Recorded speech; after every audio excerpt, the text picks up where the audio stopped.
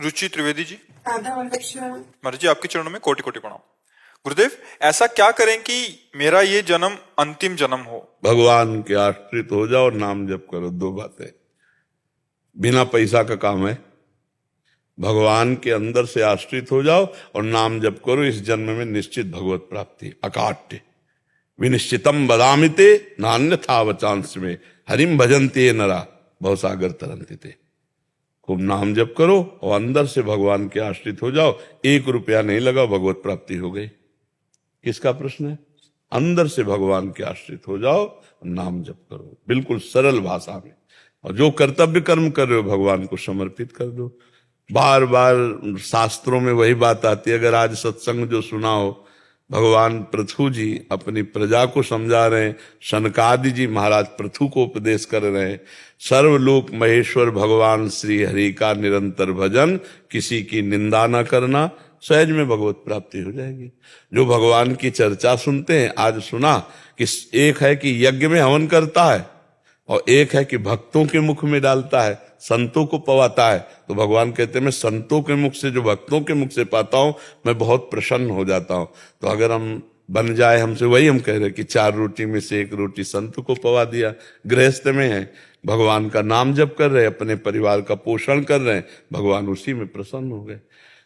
देखो, अधर्म का अगर पैसा कमा के तो उसका कोई महत्व नहीं, और धर्म से अगर 1 रुपया दे दिए ना, और 1 रुपया का नमक ला करके दाल में डाल दिया गया, तो सैकड़ों संत पाए ना। सैकड़ों संत सेवा हो गई 1 रुपया में। 1 रुपया में बढ़िया सेवा हो गई। और बेईमानी करके गंदा पैसा आप दो और वो बुद्धि भ्रष्ट करे तो अपराध हो गया, संतों का भजन छूट जाएगा। तो गृहस्थी में अपने कर्तव्य का पालन करते हुए, भगवान के आश्रित होकर नाम जप करते हुए भगवत प्राप्ति सहज है। ये हम सब शास्त्रों की बात कह रहे हैं। भगवान की प्राप्ति के लिए इस जन्म में हमारा आखिरी जन्म हो, हर श्वास नाम जप करो और हृदय से भगवान के आश्रित हो जाओ, हो गया काम। अब फिर जीना है तो फिर कथा भागवत ये सब बिल्कुल सार बात है। राधा राधा राधा राधा और हे लाडली जू मैं आपकी, इसी से भगवत प्राप्ति हो जाएगी। भगवान संबंध देखते।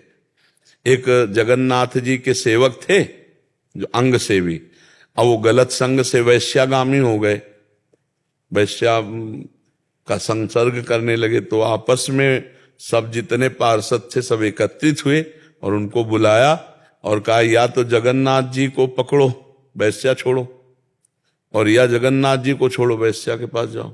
दोनों एक साथ नहीं हो सकते। उन्होंने कहा जगन्नाथ जी को हम छोड़ देते हैं। तो भगवान की लीला ऐसी। तो जब वो शरीर उनका पूरा हुआ, पूरे चरित्र के हम सारांश में होता है, तो जगन्नाथ जी ने अपने निजी पार्षद से कहा उनका अंतिम संस्कार ऐसे करो जैसे हमारे पार्षदों को होता है। तो उनका प्रभु तो वैश्या का संग करके आपको छोड़ दिया था। तो बोले थे उनका स्वभाव है, छोड़ सकते, मेरा स्वभाव नहीं। मैंने एक बार जिसे स्वीकार कर लिया उसे छोड़ता नहीं। वो मेरा सेवक था, कहीं भी चला जाए उसका, ये भगवान का उसी स्वभाव से हम लोग कहते हैं कि भगवान का आश्रय ले लो और नाम जप करो, भगवान कल्याण कर देंगे। मन वचन कर्म से एक से भी भगवान से जुड़ जाए तो भगवान उसका कल्याण कर देते हैं। अजामिल ने अपने पुत्र के बहाने नारायण बुलाया तो भगवत प्राप्ति हो गई। हम जानबूझकर नारायण नारायण बुलाएंगे तो भगवत प्राप्ति नहीं हो जाएगी। राम राम हरि हरि हरि तो और सब मंगल होने लगता है। भगवान का नाम जप करने से सब मंगल, सब कुछ सहने की सामर्थ्य आ जाती है। भगवान से जुड़ना मंगल भवन अमंगल हारी, अमंगल का नाश हो जाता है जी।